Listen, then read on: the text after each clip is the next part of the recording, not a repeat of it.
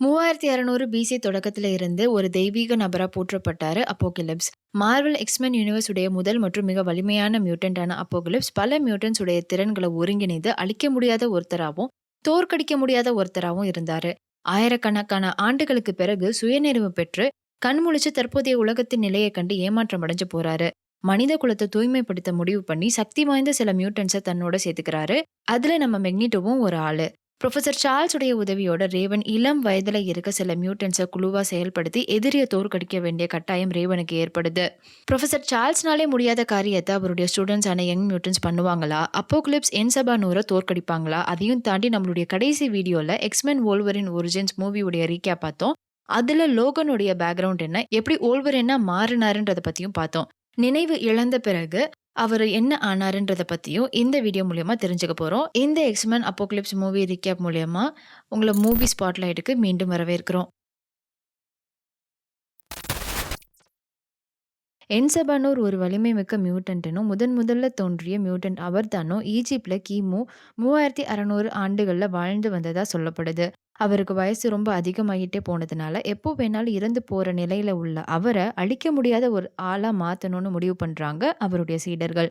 நூறுடைய powers என்னன்னா சைபர் பாத், டெலிகனீசஸ், teleportation, அதோட பிற மியூட்டன்ஸ் உடைய பவர்ஸையும் மேன்மைப்படுத்துற திறன் அவருக்கு இருந்துச்சு.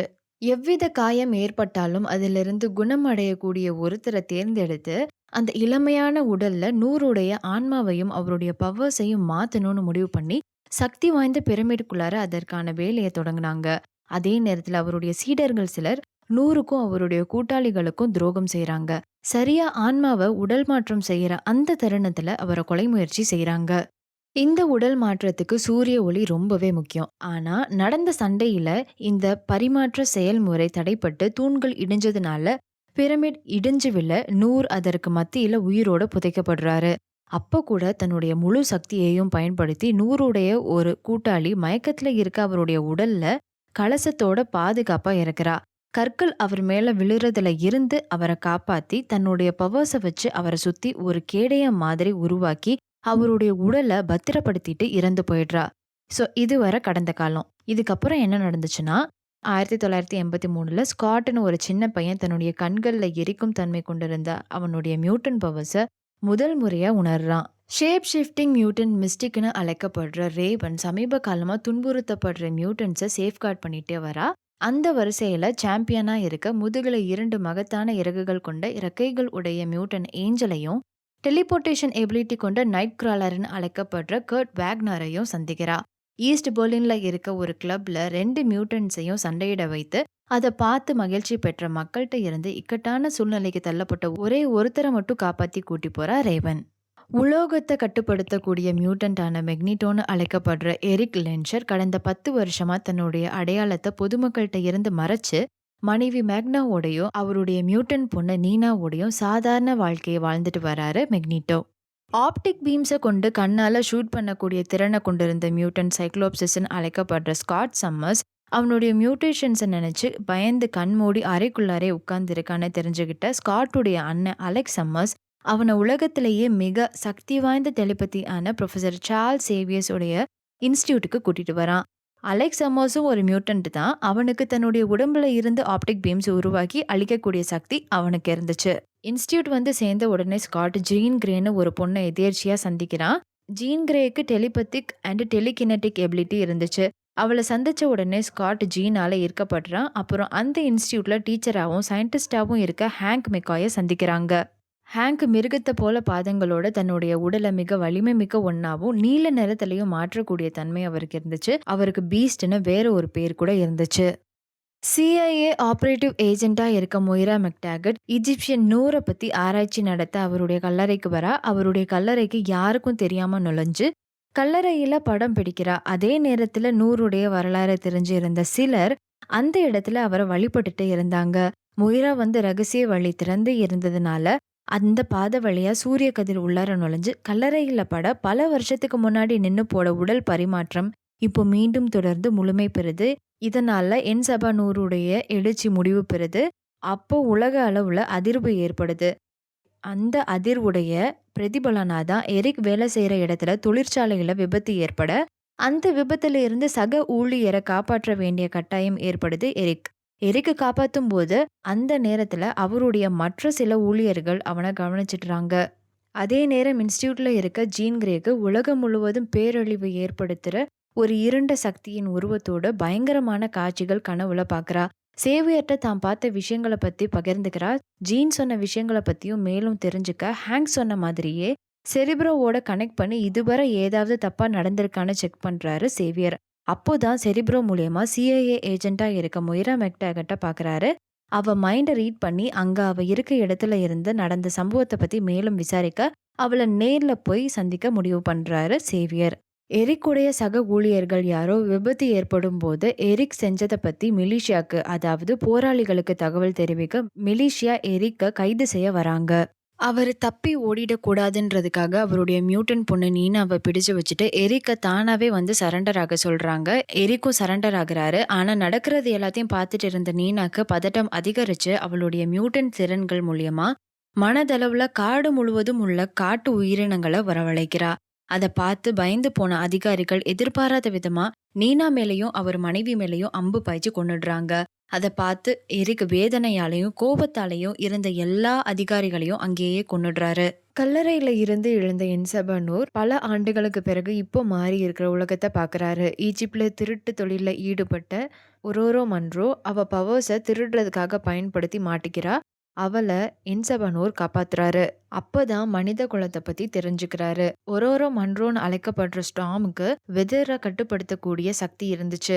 சேவியரும் அலெக்ஸும் மொய்ரா மெக்டாகிட்ட சந்திக்க போறாங்க. ஆனா மொய்ராக்கு சேவியர் யாருன்னு ஞாபகமே இல்லை. ஏன்னா எக்ஸ்மென் டேஸ் ஆஃப் ஃபியூச்சர் பாஸ்ட்ல கடைசியா சேவியர் டெலிபதி மூலியமா அவளுடைய ஞாபகங்களை எடுத்துட்டதுனால அவளை முதல் முறையா சந்திக்கிற மாதிரி சேவியரும் மெயின்டைன் பண்றாரு. சேவியருக்கு 5 லெவல் செக்யூரிட்டி கிளியரன்ஸ் இருக்குன்னு அவர் சொன்னதுனால இன்டெலிஜென்ஸ் உடைய ரிசர்ச் பத்தி மொய்ரா சேவியர்ட்ட பகிர்ந்துக்கிறா. மொய்ராவுடைய ஆராய்ச்சியில இருந்து அவங்க தெரிஞ்சுக்கிட்ட விஷயங்கள் பத்தி பகிர்ந்துக்கிறா. அதாவது 1973ல மியூட்டன்ட்டை பத்தி இந்த உலகம் தெரிஞ்சுக்க தொடங்குனதுல இருந்து இரண்டாவது முறை அந்த மியூட்டன்ட் உயிரோட வருவத வழிபடுறவங்க தெய்வீக அறிகுறியா பாக்குறாங்க. அவங்க தான் இப்போ இந்த மியூட்டன்ட்டுக்கு அஷீர் என் சபானூர் அப்படின்னு பெயர் சூட்டியிருக்காங்கன்னு சொல்றா. 10,000 வருஷத்துக்கு முன்னாடி தான் முதல் மியூட்டன்ட் பிறந்ததா நம்புனாங்க. அதே போல இப்போ இறந்துட்டதா நினைச்சிட்டு இருக்க அந்த மியூட்டன்ட் மறுபடி உயிர் தெழுவாருன்னு நம்புறாங்க. அதற்கான க்ளூஸை தான் உலகம் முழுக்க தேடிட்டு இருக்காங்க. அவனுடைய கல்லறையில மனிதனை அடைய முடியாத திறன்களின் தொகுப்பை பத்தி சித்தரிச்சு வச்சிருக்கிறதா மொய்ரா சொல்றாங்க. முதல் மியூட்டன்ட்டா நம்பப்படுற என்சபானூர் சாக போற நிலைமையில கூட புது உடம்புல அவர் எழுவாருன்னு மக்கள் நம்புனதாவும், அவருக்கு இணையா வேறு ஒரு மியூட்டன்ட் பாடி வைக்கப்பட்டு என்சபானூருடைய ஸ்கில்ஸையும் டிரான்ஸ்ஃபார்ம் பண்ணதாவும் குறிப்பிட்டிருக்காங்க. அவருக்கு எப்போதுமே 4 சீடர்கள் துணையா இருந்ததாவும், 4 பேரும் அவங்களுடைய தனித்துவமான திறன்களை கொண்டு எப்போதுமே என்சபானூரை பாதுகாத்து வந்ததா சொல்லப்படுது. அதே போல நூர் ஆட்சி செஞ்சு வந்த எல்லா இடங்கள்லயும் சந்தேகத்திற்கு இடமின்றி பேரழிவு இருக்குன்னு குறிப்பிட்டு இருக்கிறதா மொய்ரா சேவியர் அண்ட் அலெக்ஸ்ட சொல்றாங்க. மறுபக்கம் நூர் பல வருஷத்துக்கு பிறகு வந்திருக்கிறதுனால ஒரு வீட்டு டிவி மூலியமா இன்டர்நெட்டை பிரேக் பண்ணி உலகத்துல நடந்த எல்லா நிகழ்வுகளையும் தெரிஞ்சுக்கிறாரு. அப்போதான் எரிக் பத்தியும் அவனுடைய மியூட்டேஷன் பத்தியும் தெரிஞ்சுக்கிறாரு ஹிஸ்டரி மூலியமா. ஹிஸ்டரி எல்லாத்தையும் தெரிஞ்சுக்கிட்ட பிறகு இத்தனை வருஷத்துல மனித குலமே அதனுடைய போக்கை இழந்துட்டதாவும், அதை சரிப்படுத்த மறுபடி உலகத்தை உருவாக்கணும்னு தீர்மானிக்கிறாரு நூர். உலகத்தை புதுசா மறுபடி உருவாக்கணும்னா முதல்ல அதை அழிக்கணும். அந்த வேலையை செய்ய தான் அவருக்கான 4 சீடர்களை தேர்ந்தெடுக்கிறாரு. ஒரோரோ முன்ரோ தான் அவருடைய முதல் சீடர். அவருடைய சக்திகளை கொண்டு ஸ்டாம், அதாவது ஒரோரோ முன்ரோவுடைய சக்திகளை மேன்மைப்படுத்துறாரு. ரேவன் கர்ட்டை காப்பாத்தின பிறகு அவனை பத்திரமா அமெரிக்காக்கு அனுப்பி வைக்க முடிவு பண்ணி பிளாக் மார்க்கெட்டர் ஆன கேலிபனை அணுகி கர்ட்டை அமெரிக்கா அனுப்பி வைக்கும்படி கேட்கிறா ரேவன். அப்போதான் ரேவன்ட்ட கேலிபன் ரீசெண்டா எரிக் குடும்பத்தினருக்கு நடந்ததை பத்தியும் அதுல அவருடைய மனைவியும் பொண்ணும் இறந்துட்டதை பத்தியும் தெரியப்படுத்துறான்.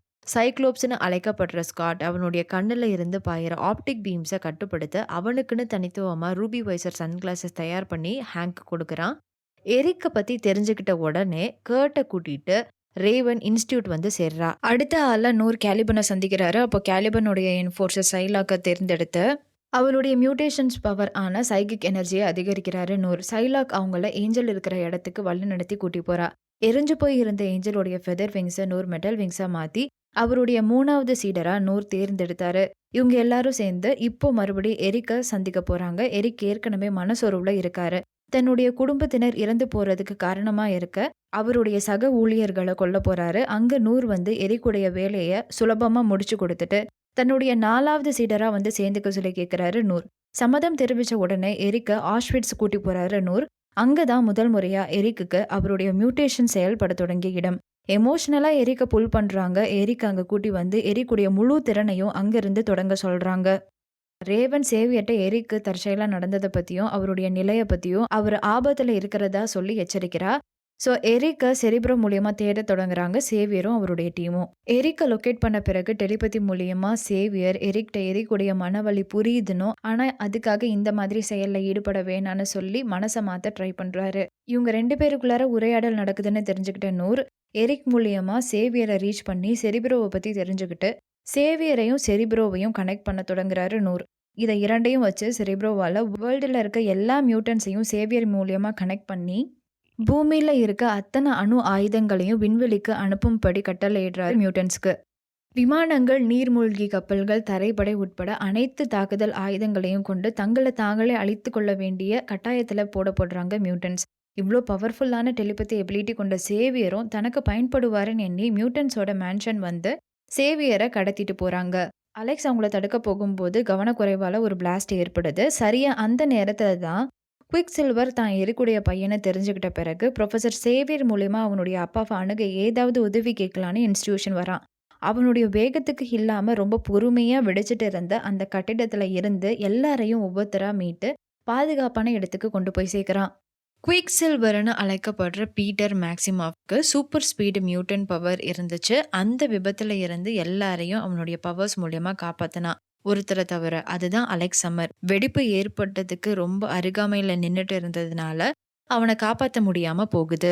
இது எல்லாம் நடந்து முடிஞ்ச உடனே கர்னல் வில்லியம் ஸ்ட்ரைக்கர் அந்த இடத்துக்கு வந்து ரொம்ப முக்கியமா ஹேங்க், ரேவன், பீட்டர், மொய்ரா எல்லாரையும் சிறைப்பிடிக்கிறாங்க. ஜீனுடைய பவர்ஸ் மூலியமா கர்ட், ஸ்காட், ஜீன் இவங்க 3 பேரும் வில்லியம் உடைய பிடியில இருந்து தப்பிச்சு அவனுக்கே தெரியாம அவனை பின்தொடர்ந்து போறாங்க. நூர் சேவியருடைய மைண்டை கண்ட்ரோல் பண்ணி எல்லா மக்களுக்கும் மெசேஜை பாஸ் பண்றான். இது மாதிரி அவங்க எல்லாரையும் அழிக்க போறதா. ஆனா அதே நேரத்துல சேவியர் ஜீனுக்கு மட்டும் ஸ்பெஷலா மெசேஜ் அனுப்பி தன்னை வந்து காப்பாத்த சொல்லி கேட்கிறாரு சேவியர். ஸ்ட்ரைக்கர் பிடிச்சிட்டு போனவங்கள விடுவிக்கிறதுக்காக அவங்கள தேடிட்டு இருக்கும்போது தான் வெப்பன் எக்ஸ்னு குறிப்பிட்டு இருக்க கண்டெய்னரை ஓபன் பண்ணி லோகனை விடுவிக்கிறாங்க. ஏற்கனவே கோபத்திலையும் மனக்குழப்பத்திலையும் இருக்கிற லோகன் செக்யூரிட்டி கார்ட்ஸ் எல்லாத்தையும் அழிச்சிடுறான். லோகன் அங்கிருந்து போறதுக்கு முன்னாடி ஜீன் லோகன் மைண்ட்ல இருக்க சில மெமரிஸை ரெஸ்டோர் பண்ணி அனுப்பி விடுறா. அதை தொடர்ந்து இப்போ சுலபமா ஜீன், கர்ட், ஸ்காட் சிறையில இருந்தவங்க எல்லாரையும் விடுவிக்கிறாங்க. மறுபக்கம் நூர் பூமியோட மையப்பகுதியா இருக்கும் ஒரு இடத்தை தேர்ந்தெடுத்து அந்த இடத்துல ஒரு பிரமிட் எழுப்புறாரு. எரிக் நூர் கேட்ட மாதிரி பூமியோட காந்த புலத்தை தன்னோட சக்தியால கையாண்டு பூமியை அழிக்க தொடங்குறாரு. அப்போக்லிப்ஸையும் ஹார்ஸ்மேனையும் எதிர்த்து சண்டையிடுறதுக்காக எக்ஸ்மென் எல்லாரும் கைரோக்கு வராங்க. சேவியருடைய திறன்களை பயன்படுத்தி எல்லாரையும் நூறுக்கு அடிப்பணைய செய்ய பல வருடங்களுக்கு முன்னாடி பாடி டிரான்ஸ்ஃபர் பண்ண மாதிரியே இப்பயும் பண்ணி சேவியர் உடம்புக்குள்ளார புகணும்னு நினைக்கிறாரு நூர். அப்போதான் சேவியர் ஜீனுக்கு டெலிபதி மூலியமா தன்னோட டிஸ்ட்ரெஸ் கால், அதாவது துயர நிலையை தெரியப்படுத்துறாரு. எக்ஸ்மென் டீம் கிட்ட நெருங்க அதே சமயம் டிரான்ஸ்ஃபர் ப்ராசஸ் தொடங்கப்பட்ட நிலையில சேவியர் அவருடைய முடியை இழந்துடுறாரு. டிரான்ஸ்ஃபர்மேஷன் ப்ராசஸ்ல ஈடுபட்டு இருந்த அந்த நிலையில நூறுக்கு தெரியாம கர்ட் பிரமிடுக்குள்ளார போய் சேவியரை மீட்டு எக்ஸ்மென் பிளேனுக்கு கூட்டிட்டு வரான். நூறுடைய ஹார்ஸ்மேன் ஆன ஏஞ்சலும் சைலாக்கும் பிளெயினை அட்டாக் பண்றாங்க. அது மோதி வெடிக்க போற அந்த நிலையில கர்ட் பவர்ஸை யூஸ் பண்ணி எல்லாரையும் ஒரே நேரத்துல டெலிபோர்ட் பண்ணி வேறு ஒரு இடத்துக்கு கூட்டி போறான். ஆனா பிளெயின்குள்ள மாட்டிக்கிட்ட ஏஞ்சல் பிளெயின் கிராஷ்ல இறந்துடுறான். சேவியர் அவருடைய டெலிபதி எபிலிட்டி மூலியமா நூரோட மென்டல் பாடியோட போராடிட்டு இருக்காரு. அதே நேரத்துல குவிக் சில்வர் பிசிக்கலா நூரோட டிஸ்ட்ராக்ட் பண்ணிட்டு இருக்கான். ஆனா கடைசியில அவனும் மாட்டிக்கிறான். ஒரு விதத்துல நூரை எதிர்த்த எல்லா மியூட்டன்ஸும் மாட்டிக்கிறாங்க. மென்டலா சேவியரும் நூரோட போராடி தோத்து போற அந்த இறுதி கட்டத்துல ஜீன்ட்ட டெலிபதி வழியா சேவியர் உதவி கேட்கிறாரு. ஜீனுடைய எல்லா பவர்ஸையும் யூஸ் பண்ண சொல்லி கேட்குறாரு. ரேவன் எரிக்கோட மனசை மாற்றி நூரை எதிர்க்க உதவி கேட்க ரேவனை ரோல் மாடலாக கொண்டிருந்த ஒரோரோவும் ரேவனை பின்பற்ற தொடங்கி ரேவன் கூட சேர்ந்து என்சபா நூரை எதிர்க்கிறாங்க. எக்ஸ்மென் டீமே ஒன்னா சேர்ந்து என்சபா நூரை தாக்க ஜீன் அவளுடைய முழு திறனையும் வெளிக்கொண்டு வந்து என்சபா நூரை எரிச்சு சாம்பலாக்கிடுறா. அப்போதான் சேவியரையும் மிஞ்சக்கூடிய அளவுக்கு ஜீனுக்கு இருக்கிற சக்தியை பத்தி மத்தவங்க தெரிஞ்சுக்கிறாங்க. நூறு இறந்த பிறகு சைலாக் அங்கிருந்து தப்பிச்சு போயிடுறா. மொய்ராவுடைய மெமரீஸ சேவியர் எடுத்துக்கிட்டதுக்காக அவள்ட்ட மன்னிப்பு கேட்டு, அவளுடைய மெமரீஸ மறுபடியும் ரீகெயின் பண்றாரு.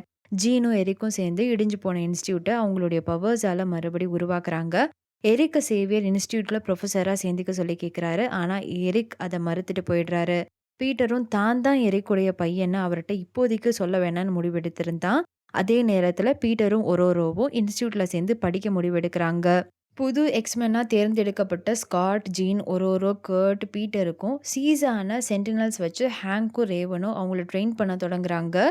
கடைசியா எஸ்எக்ஸ் கார்ப்பரேஷன் தலைமையில சில அதிகாரிகள் வெப்பன் எக்ஸ் ஃபெசிலிட்டிக்கு போய் லோகன் மேல ஸ்ட்ரைக்கர் நடத்திய ஆய்வுல இருந்து அவங்க வச்சிருந்த லோகனுடைய எக்ஸ்ரேஸ், பிளட் சாம்பிள்ஸ் எல்லாத்தையும் எடுத்துட்டு போறாங்க.